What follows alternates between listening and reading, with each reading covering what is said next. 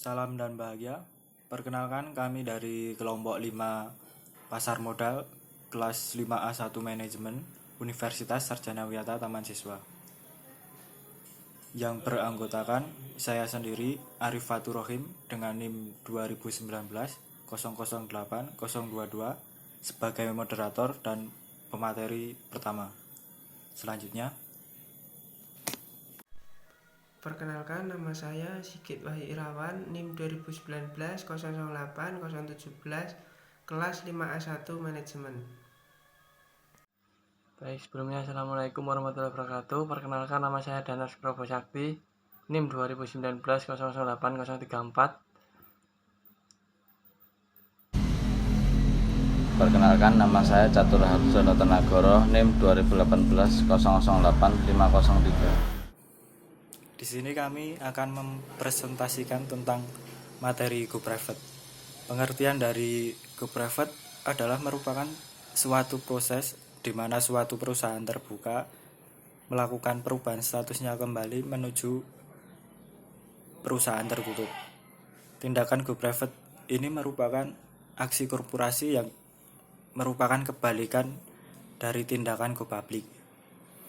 Berdasarkan penelitian yang dilakukan oleh Foley dan Ladner mengungkapkan bahwa alasan suatu perusahaan terbuka melakukan Go Private adalah karena merasa terbebani oleh biaya-biaya yang dikeluarkan dan kewajiban-kewajiban sebagai perusahaan terbuka. Selanjutnya yaitu peraturan Go Private. Peraturan yang selama ini menjadi acuan dalam melaksanakan Go Private adalah peraturan mengenai benturan kepentingan dan peraturan mengenai penawaran tender. Kedua aturan ini meliputi Bapepam dan juga peraturan yang dikeluarkan oleh BIJ. Di samping itu, proses Go Private juga harus mengacu pada Undang-Undang Nomor 1 Tahun 1995 tentang perseroan terbatas dan Undang-Undang Nomor 8 Tahun 1995 tentang pasar modal. Selanjutnya akan dilanjutkan oleh teman saya. Saya akan membacakan tentang prosedur Go Private.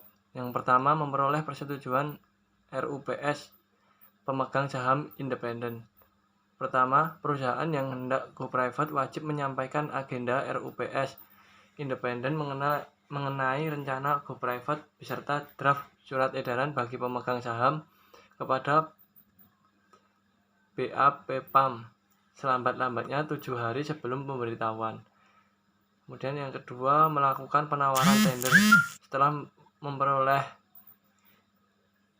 persetujuan dari pemegang saham independen, maka pelaksanaan Go Private wajib dilakukan melalui penawaran tender. Prosedur dan tata cara penawaran tender diatur dalam peraturan BAPAM nomor 9 F1 tentang penawaran tender. Adapun harga yang digunakan di samping mengacu pada peraturan BAPEPAM nomor 9 F1 juga harus mengacu pada surat BAPEPAM nomor S2432 atau PM atau 2005 tanggal 5 September 2005 dan peraturan BEJ nomor 1.1. Yang ketiga, pasca penawaran tender. Apabila setelah penawaran tender masih terdapat pemegang saham yang tidak setuju dengan proses Go Private perusahaan, maka sebagaimana disyaratkan dalam Undang-Undang Nomor 1 Tahun 1995 tentang perseroan terbatas pasal 55 angka 1, perusahaan wajib mengusahakan untuk membeli saham yang dimiliki pemegang saham tersebut. Pembelian tersebut dapat dilakukan oleh pemegang saham utama dan dapat pula oleh perusahaan sendiri. Apabila perusahaan memilih untuk membeli sendiri saham tersebut, maka wajib mengikuti peraturan yang terkait dengan pembelian kembali saham. Hal lain yang perlu diperhatikan dalam proses Go Private adalah bagaimana menentukan batasan bahwa suatu perusahaan sudah menjadi perusahaan tertutup. Undang-Undang Nomor 8 Tahun 1995 tentang pasar modal memberikan definisi mengenai emiten dan perusahaan publik. Namun undang-undang tersebut belum memberikan definisi yang jelas mengenai perusahaan tertutup ataupun perusahaan terbuka.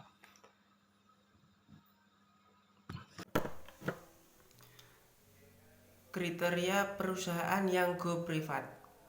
Menurut Peraturan Bursa Efek Jakarta Nomor 1/1 tentang penghapusan pencatatan dan pencatatan kembali di saham bursa atau kriteria perusahaan tercatat yang ingin mengajukan permohonan penghapusan pencatatan saham dari bursa secara sukarela adalah sebagai berikut. Untuk yang pertama, perusahaan telah tercatat di bursa sekurang-kurangnya 5 tahun.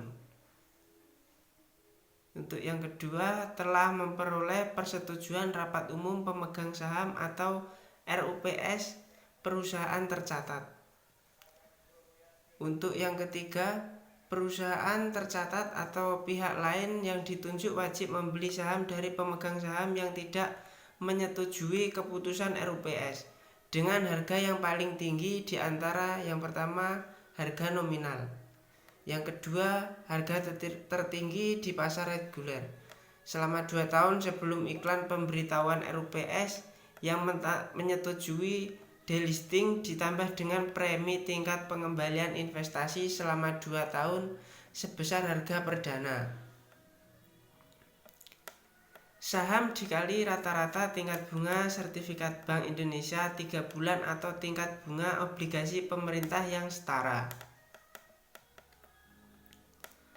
Yang ketiga, nilai wajar berdasarkan penilaian pihak independen yang terdaftar di Bapepam dan pihak yang ditunjuk oleh perusahaan tercatat atau pihak yang melakukan pembelian saham, dan serta disetujui oleh RUPS. Yang keempat, metode privatisasi Heru Sutejo 1995 dalam Dharmayanti 2006.30 menyebutkan bahwa terdapat beberapa metode privatisasi, yaitu yang pertama lelang. Dalam metode ini aset publik dijual kepada penawaran yang tertinggi pada lelang terbuka. Yang kedua, negotiated sale, yaitu negosiasi secara langsung antara pembeli dan penjual di mana harga syarat dan transaksi disetujui bersama. Yang ketiga, ada tender. Aset publik akan dijual kepada penawar yang mengajukan nilai tender yang tertinggi. Yang keempat, ada emisi saham. Saham publik ditawarkan dalam bursa efek dalam negeri atau luar negeri. Alasan privatisasi. Terdapat beberapa alasan perusahaan melakukan privatisasi, diantaranya yaitu perusahaan publik tidak membutuhkan pendanaan dari pasar modal. Maksudnya perusahaan tidak ingin menjual kepemilikan atas perusahaan. Biaya yang harus dikeluarkan oleh perusahaan publik terlalu besar dan tidak sebanding dengan manfaat yang diperoleh dari listing. Selanjutnya, adanya aturan yang harus dipatuhi oleh perusahaan publik yang dianggap memberatkan. Volume perdagangan saham. Perusahaan rendah dan tidak liquid. Selanjutnya, kriteria perusahaan yang go privat menurut Peraturan Efek Bursa Efek Jakarta Nomor 1/1 tentang penghapusan pencatatan delisting dan pencatatan kembali saham di bursa. Kriteria perusahaan yang tercatat ingin mengajukan permohonan penghapusan pencatatan saham dari bursa secara sukarela, yaitu sebagai berikut. Perusahaan telah tercatat di bursa sekurang-kurangnya 5 tahun, telah memperoleh persetujuan rapat umum pemegang saham atau RUPS. Perusahaan tercatat atau pihak lain yang ditunjuk wajib membeli saham dari pemegang saham yang tidak menyetujui keputusan RUPS dengan harga yang paling tinggi, yaitu diantaranya harga nominal, harga tertinggi di pasar reguler selama 2 tahun sebelum iklan pemberitahuan RUPS yang menyetujui delisting ditambah dengan premi tingkat pengembalian investasi selama 2 tahun, yaitu sebesar harga pendanaan saham dikali rata-rata tingkat bunga sertifikat Bank Indonesia atau SBI selama 3 bulan atau tingkat bunga obligasi pemerintah yang setara. Nilai wajar berdasarkan penilaian pihak independen yang terdaftar di Bapepam dan pihak yang ditunjuk oleh perusahaan tercatat atau pihak yang melakukan pembelian saham serta disetujui oleh RUPS. 4. Metode privatisasi.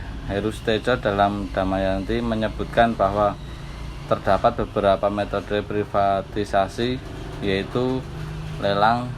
Dalam metode ini aset publik dijual kepada penawar yang tertinggi pada lelang terbuka.